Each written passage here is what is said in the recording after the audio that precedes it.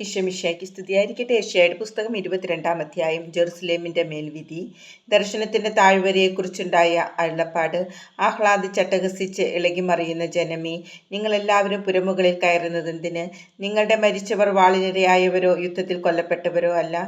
നിങ്ങളുടെ അധിപന്മാരെല്ലാവരും ഒന്നുപോലെ ഒളിച്ചോടിയിരിക്കുന്നു. വില്ല് കുലയ്ക്കാതെ തന്നെ അവരെ ബന്ധിച്ചിരിക്കുന്നു. വിദൂരത്തേക്ക് ഓടിപ്പോയെങ്കിലും നിങ്ങളെ കണ്ടവരെ എല്ലാവരും അവർ തടവുകാരാക്കി. അതിനാൽ ഞാൻ പറഞ്ഞു, എന്നിൽ നിന്ന് കണ്ണെടുക്കുക, ഞാൻ കയ്പ് നിറഞ്ഞ കണ്ണീർ ഒഴുക്കട്ടെ. എൻ്റെ ജനത്തിൻ്റെ പുത്രിയുടെ നാശത്തെ പ്രതി എന്നെ ആശ്വസിപ്പിക്കാൻ ആരും ശ്രമിക്കേണ്ട. പരാജയത്തിൻ്റെയും പലായനത്തിൻ്റെയും സംഭ്രാന്തിയുടെയും ദിനമാണിത്.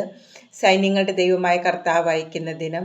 ദർശനത്തിൻ്റെ താഴ്വരയിൽ കോട്ടകൾ തകർക്കപ്പെടുന്നു. സഹായത്തിനു വേണ്ടിയുള്ള നിലവിളി പർവ്വതത്തിൽ മുഴങ്ങുന്നു. ഏലാം ആവനാഴി എണിയുന്നു. രഥങ്ങളിൽ കുതിരകളെ പൂട്ടുന്നു. കീർ പരിച പുറത്തെടുക്കുന്നു. നിങ്ങളുടെ ശ്രേഷ്ഠമായ താഴ്വരകൾ രഥങ്ങൾ കൊണ്ട് നിറഞ്ഞു. കുതിരപ്പടയാളികൾ കവാടങ്ങളിൽ നിലയുറപ്പിച്ചു. അവൻ യൂദായുടെ ആഭരണം എടുത്തുമാറ്റി.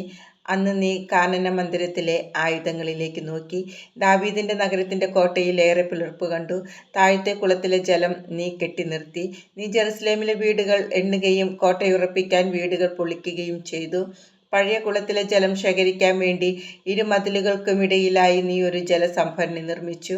എന്നാൽ ഇത് ചെയ്തവന്റെ നേരെ തിരിയുകയോ പണ്ട് തന്നെ അത് ആസൂത്രണം ചെയ്തവന് നീ പരിഗണിക്കുകയോ ചെയ്തില്ല. അന്ന് സൈന്യങ്ങളുടെ കർത്താവ് വലിയ കരച്ചിലും വിലാപവും ഉളവാക്കി. തലമുണ്ടനം ചെയ്യുന്നതിനും ചാക്കുടുക്കുന്നതിനും അവിടുന്ന് ഇടയാക്കി. എന്നാൽ അവിടെ ആഹ്ലാദത്തിമിർപ്പ്. കാളകളെയും ആടുകളെയും കൊല്ലുന്നു. അവിടെ ഇറച്ചി തീറ്റിയും വീഞ്ഞുകുടിയും. നമുക്ക് തിന്നുകുടിച്ച് മതിക്കാം, നാളെ നമ്മൾ മരിക്കും എന്നവർ പറയുന്നു. സൈന്യങ്ങളുടെ കർത്താവ് എൻ്റെ കാതിൽ മന്ത്രിച്ചു, നീ മരിക്കുന്നതുവരെ ഈ അകൃത്യം ക്ഷമിക്കപ്പെടുകയില്ല. സൈന്യങ്ങളുടെ കർത്താവാണ് ഇത് അരുളി ചെയ്തിരിക്കുന്നത്. ഷെബ്നായ്ക്ക് താക്കീത്. സൈന്യങ്ങളുടെ കർത്താവ് അരുളി ചെയ്യുന്നു, നീ ചെന്ന് കൊട്ടാരം വിചാരിപ്പുകാരനായ ഷെബ്നായോട് പറയുക, നിനക്ക് ഇവിടെ എന്ത് കാര്യം? ഇവിടെ മലമുകളിൽ പാറ തുരന്ന് ശവകുടീരമുണ്ടാക്കാൻ നിനക്കെന്ത് അവകാശം? കരുത്തനായ മനുഷ്യ, കർത്താവ് നിന്നെ ഊക്കോടെ വലിച്ചെറിയും.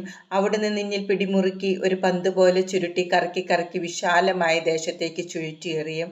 അവിടെ നീ മരിച്ചു വീഴും. യജമാനന്റെ ഭവനത്തിന് അപമാനമായി തീർന്നവനെ, നിന്റെ പ്രൗഢരഥങ്ങൾ അവിടെ ഉണ്ടായിരിക്കും. നിന്റെ പദവിയിൽ നിന്ന് ഞാൻ നിന്നെ നിഷ്കാസനം ചെയ്യും. നിന്റെ സ്ഥാനത്ത് നിന്ന് നിന്നെ ഞാൻ താഴെയിറക്കും. അന്നെൻ്റെ ദാസനും ഹിൽക്കിയായുടെ പുത്രനുമായ എലിയാക്കിമിനെ ഞാൻ വിളിക്കും. നിന്റെ അങ്കിയും അരപ്പട്ടയും അവനെ ഞാൻ ധരിപ്പിക്കും. നിന്റെ അധികാരം അവൻ്റെ കരങ്ങളിൽ ഞാൻ ഏൽപ്പിക്കും. ജെറുസലേം നിവാസികൾക്കും യൂദാ ഭവനത്തിനും അവൻ പിതാവായിരിക്കും. ദാവീദ് ഭവനത്തിൻ്റെ താക്കോൽ അവൻ്റെ തോളിൽ ഞാൻ വച്ചു കൊടുക്കും.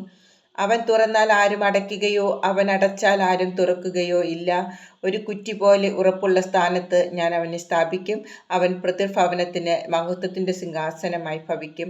അവൻ്റെ പ്രതിഭവനമാകെ സന്താനങ്ങളും അവരുടെ സന്താനങ്ങളും കോപ്പം മുതൽ ഭരണി വരെ എല്ലാ പാത്രങ്ങളും അവനിൽ തൂക്കിയിടും.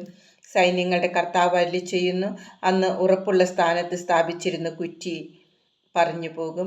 അതും അതിൽ തൂക്കിയിട്ടിരുന്ന ഭാരവും അറ്റുപോകും. കർത്താവാണ് അരുളി ചെയ്തിരിക്കുന്നത്.